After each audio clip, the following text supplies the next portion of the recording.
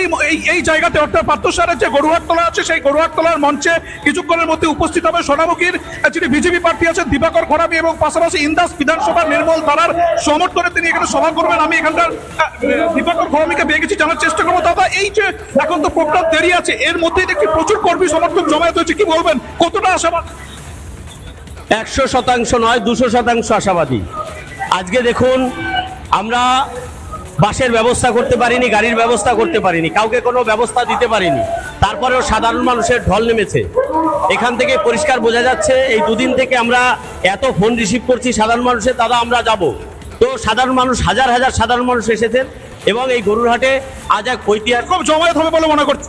এখানে এক ঐতিহাসিক সভা হবে, 30 থেকে 35 হাজার মানুষের সমাগম হবে এবং ঐতিহাসিক সভা হবে। 2021 বাঁকুড়া জেলা 12টার মধ্যে 8টাতে জয়লাভ হয়েছিল, এবারে কি মনে করছে? এবার 12-0 এখানে এদের কোনো জায়গা নেই।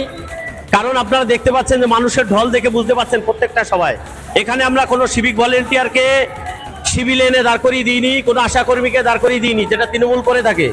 এই মাঠে অভিষেক বন্দ্যোপাধ্যায় সভা করে গেছে, 3000 3500 লোক হয়েছে, তার মধ্যে 1500 হচ্ছে সিভিক ভলেন্টিয়ার, তারা সিভিলে এসে মাঠ ভরায়। এখানে গিয়ে দেখুন একটাও সিভিক ভলেন্টিয়ার নেই, কোনো সরকারি অস্থায়ী কর্মচারীও নেই, কেউ নেই, শুধু সাধারণ জনগণ স্বতঃস্ফূর্ত এখানে উপস্থিত হয়েছে। যারা কর্মী সমর্থক জমায়েত হয়েছে তাদের একটু উল্লাসের ছবি আমি দেখানোর চেষ্টা করব। আমি সেই ছবিটা একটু দেখানোর চেষ্টা করব, যারা কর্মী সমর্থক এসছে তাদের উল্লাসের ছবিটা।